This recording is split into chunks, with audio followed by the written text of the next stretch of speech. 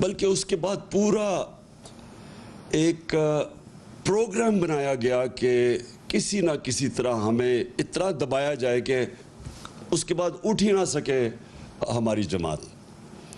ہم نے جب 25 مئی کو ایک پرامن احتجاج کی کال دی اس بیرونی سازش کے خلاف، اور یہ جو ہمارے اوپر کرپٹ ترین لوگوں کو مسلط کیا گیا تھا، تو جب ہم نے کال دی تو ساری قوم کے سامنے جس طرح کا ظلم کیا گیا، ایک وہ جماعت جس کی کوئی تاریخ ہی نہیں آج تک کبھی انہوں نے توڑ پھوڑ کی ہو یا کوئی انتشار کی، پولیٹکس کی ہو، فیملیز نکلی ہوئی تھی. اور وہ ابھی بھی میری آنکھوں کے سامنے وہ سین ہے کہ جس طرح عورتوں پہ، بچوں پہ، فیملیز کے اوپر جس طرح شیلنگ کی گئی، اور پھر یہ سمجھا کہ یہ کرش کر دیں گے، ہمیں اتنا خوف زدہ کریں گے کہ ہم چپ کر کے گھروں میں بیٹھ جائیں گے. تو میں آج اپنی قوم کا اس لیے آپ کا شکریہ ادا کرتا ہوں اور اللہ کا شکر ادا کرتا ہوں کہ اس کا خاص کرم ہے ہمارے پہ کہ ان 3.5 سالوں میں بجائے اس کے کہ قوم اتنی خوف زدہ ہو کے گھروں میں بیٹھ جائے اور یہ ظلم کو قبول کر جائے، لوگ ایک قوم بننا شروع ہو گئے. پاکستان ایک قوم بننی شروع ہو گئی. میں نے اپنی زندگی میں صرف ایک دفعہ دیکھا تھا، اور مجھے ابھی بھی یاد ہے، میں عمر میری چھوٹی تھی، 1965 کی جنگ میں مجھے تب جو بھی زندہ تھے تب سب کو لگا کہ ہم ایک قوم بن گئے، ایک قوم کھڑی تھی. تو یہ میں نے پہلی دفعہ اس کے بعد اپنی ملک کو ایک قوم بنتے دیکھا ہے.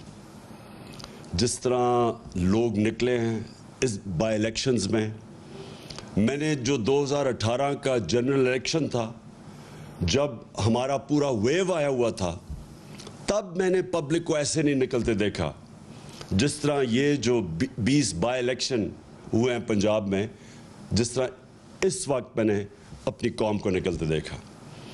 اور ہر چیز کے باوجود میں اس لیے بھی آپ کو آج مبارک دیتا ہوں، اللہ کا شکر ادا کرتا ہوں، اپنی قوم کا شکریہ ادا کرتا ہوں کہ ہر حربہ استعمال کیا گیا ہمیں ہرانے کا.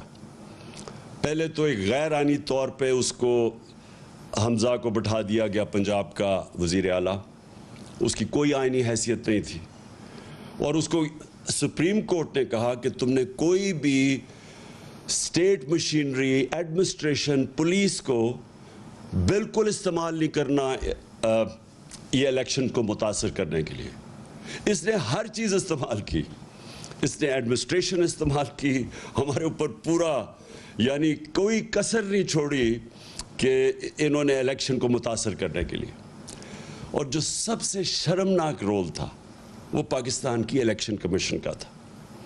الیکشن کمیشن نے پورا مل کے نون لیگ کے ساتھ یا حمزہ کے ساتھ پورا مل کے انہوں نے ہمیں الیکشن ہرانے کی کوشش کی. تو یہ ایک معجزہ ہے کہ اس سب چیز کے باوجود صرف کیونکہ ایک زندہ قوم کھڑی تھی، ایک زندہ قوم نظر آئی، جس طرح لوگوں نے پولنگ بوتھس پہ گئے، ہمارے کئی جگہ پولنگ ایجنٹس نہیں تھے، اس کے باوجود جس طرح الیکشن لڑا گیا، میں آپ سب کو سلام پیش کرتا ہوں.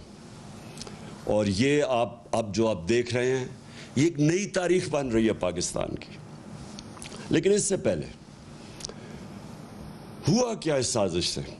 میں اپنے جلسوں میں بھی کہہ بیٹھا ہوں، لیکن میں آپ کو بار بار یہ چیز دہرانا چاہتا ہوں کہ ہمارے ملک سے ہوا کیا کہ ایک ملک جو ترقی کر رہا تھا، جو سارے پاکستان کے جو معیشت کے جو انڈیکیٹرز ہوتے ہیں، یعنی جو اکنامک انڈیکیٹرز ہوتے ہیں، وہ سارے صحیح راستے پہ جا رہے تھے.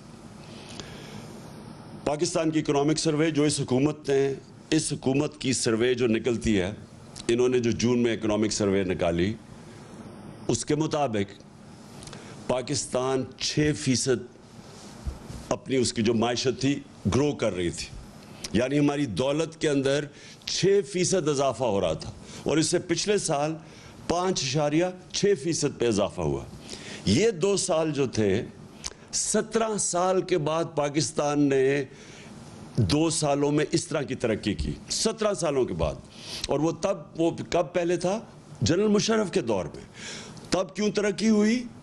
کیونکہ ہم امریکہ کی جنگ لڑ رہے تھے، اور جب ہم امریکہ کی جنگ لڑ رہے تھے تو ڈالرز آ رہے تھے باہر سے، وہ ہم اپنی وجہ سے نہیں، باہر سے پیسہ آ رہا تھا جس کی وجہ سے پاکستان نے ترقی کی۔ یہ 17 سال کے بعد اس طرح کی ترقی ہوئی۔ ہماری زراعت 4.4% پہ اوپر آئی، 4 ہماری جو فصلیں تھیں ان کی بمپر کراپ یعنی ریکارڈ پیداوار ہوئی 2 سال۔ جو فیوچر ہے پاکستان کا، ٹیکنالوجی کا، ہم نے جو اپنی ٹیکنالوجی کی جو سیکٹر کی مدد کی، 2 سالوں کے اندر 75% ہماری آئی ٹی کی ایکسپورٹس بڑھی، اور ہم جو باقی ہمارے پلانز ابھی آگے تھے، ٹیکنالوجی زونز کو جو ابھی ڈیولپ کر رہے تھے، باہر سے انویسٹمنٹ آ رہی تھی، وہ بیچ میں رہ گئی۔ لیکن ٹیکنالوجی کی طرف ہم پورے اپنی، کیونکہ نوجوان آبادی ہماری، یہ فیوچر ہے، اس کے اوپر بھی، اس راستے پہ بھی نکل گئے تھے۔